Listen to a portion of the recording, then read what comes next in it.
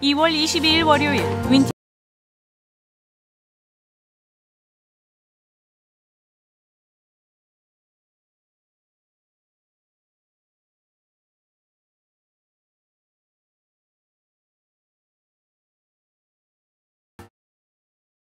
바이든 대통령은 이번 주말 $1,400를 포함한 3차 경기 부양안을 연방의회에서 가결하고 통과 즉시 수표를 신속하게 보낼 것이라고 공개 약속했습니다. 수혜 대상은 2020년 또는 2019년 세금 보고에서 연수입 개인 $75,000, 부부 합산 $150,000 이하 가정에 해당되며 각각 $1,400씩 $2,800를 받게 됩니다. 부양 자녀들도 나이에 상관없이 한 명당 $1,400씩 4인 가정일 경우 총 $5,600를 지원받게 됩니다.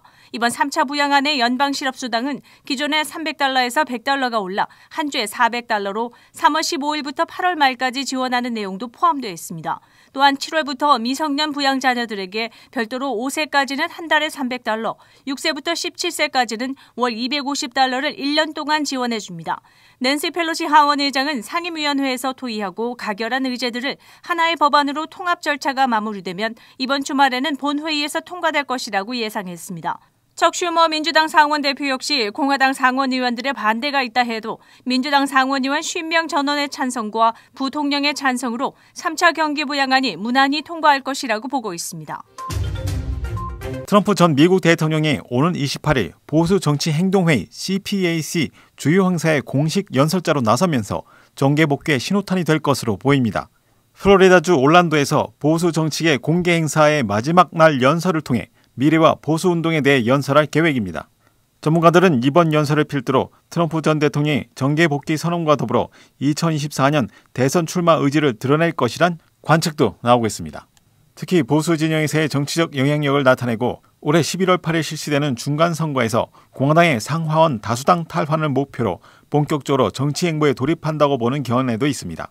트럼프 전 대통령은 이번 CPAC 연설에서 바이든 대통령의 1,100만 서류 미비자들 사면안과 국경 장벽 건설을 중지시킨 정책에 대해 집중적으로 비판을 가할 것으로 보입니다.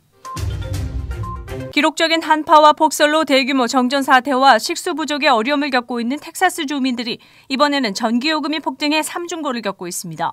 텍사스 주민들은 전기료가 폭등해 일주일에 $5,000에서 $10,000의 전기료 고지서를 받고 있다고 지역 언론이 보도했습니다.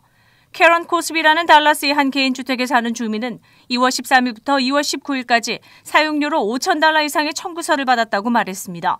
이에 따라 그렉 에보 텍사스 주지사는 텍사스 전기 공급 업체들이 고객들에게 요금 청구서를 보내는 것을 중지하고 전기세 미납으로 전기 공급 중단도 유예할 것을 지시했습니다.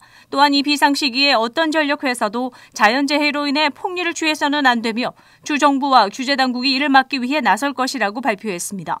이런 가운데 오늘 22일 텍사스 한 주민이 전기가 끊겨 11살 된 아들이 동사했다며 전력회사를 상대로 $1억 손해배상 소송을 제기했습니다.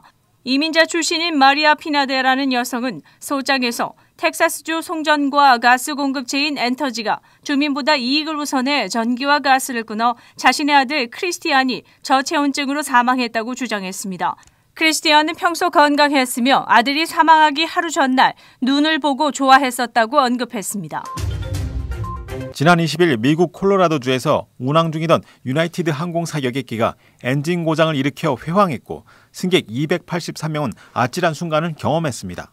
엔진 고장 시 떨어져 나간 파편들이 덴버시 외곽 주택가와 축구장 등에 떨어졌으나 사상자는 발생하지 않았습니다.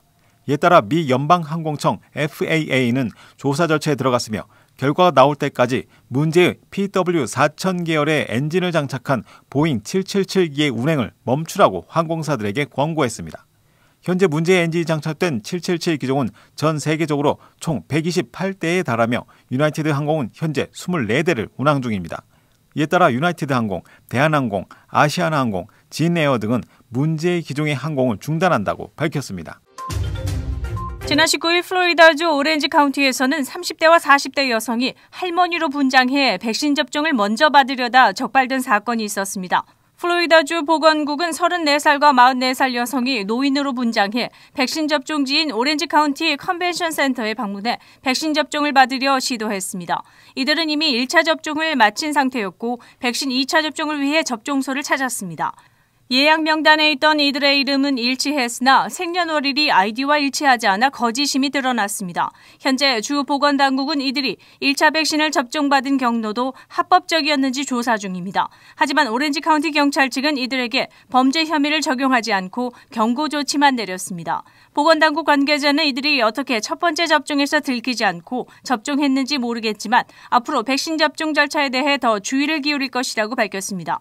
플로리다는 현재 65세 이상, 의료계 종사자, 기저질환자, 필수 종사자들에 대해 접종을 실시하고 있으며 아직은 일반인들에 대한 백신 접종이 오픈되지 않은 상태입니다. 캘리포니아에서 마리화나 판매업 종사자들이 교사들보다 백신 접종 순서에서 앞서 논란이 되고 있습니다. 캘리포니아에서 약 3만 명의 마리화나 판매업자들은 의료 종사자로 분류되어 교사나 일선 비상근무자보다도 백신 접종에서 우선순위에 있습니다. 또한 마리화나 생산과 저장, 유통에 관계된 사람들도 1A 단계 필수 인력으로 구분되어 백신 접종 순위에서 앞서 있습니다. 이에 따라 캘리포니아 교육부는 교사들보다 마리화나 사업 종사자들이 백신 접종에 우선권을 갖는 것은 있을 수 없는 일이라며 반발하고 나섰습니다. 캘리포니아 교원연맹의 제프 프리타스 회장은 약 60만 명의 학교 교사와 운전사, 학교 관계자들에게 우선적으로 백신 접종을 해야 한다고 강조했습니다. 한편 지난 20일 로스앤젤레스에서는 이동식 백신 접종 서비스가 시작됐습니다. 백신 보급이 취약한 지역을 찾아가 백신 접종을 하는 이동식 접종소에서 첫날 헬스케어 종사자들을 포함한 필수 업종 근로자 200여 명이 접종을 받았습니다. 최근 연구에 따르면 코로나에 이미 감염됐던 사람도 1차분의 백신을 맞는 것이 좋다는 결과가 나왔습니다. 현재까지 미국에서 거의 3천만 명의 코로나 확진자가 발생했습니다. 코로나를 앓았던 사람들은 면역이 생기지만 사람에 따라 면역 반응이 매우 다양합니다. 백신을 접종하면 더 확실하게 바이러스로부터 보호할 수 있는 충분한 항체가 만들어집니다. 코로나를 앓았더라도 백신 1회 투여로 백신을 접종하지 않은 사람보다 더 높은 항체 효과를 보였다고 발표했습니다. 이번 연구를 이끈 시애틀의 프레드 허치남 안연구센터의 면역학자 앤드류 맥과이어는 이번 실험으로 백신 접종 후 혈액 내 항체의 양을 1000배 증가했으며 이것은 코로나에 감염됐던 사람들이 왜 백신을 맞아야 하는지에 대한 강력한 근거라고 강조했습니다. 2월 22일 월요일 코로나19 현황입니다. 미 전 지역 누적 확진 2,878만 6,987명, 신규 확진 2만 1,538명, 누적 사망 51만 1,637명, 신규 사망자 수는 506명이며 지금까지 완치된 사람은 1,899만 4,098명입니다. 일리노이주 누적 확진 117만 5,655명, 신규 확진 1,246명, 누적 사망 2만 303명, 하루 새 신규 사망자 수는 34명을 가리켰습니다. 다음은 어제 기준 각 주의 신규 확진자와 신규 사망자 수입니다.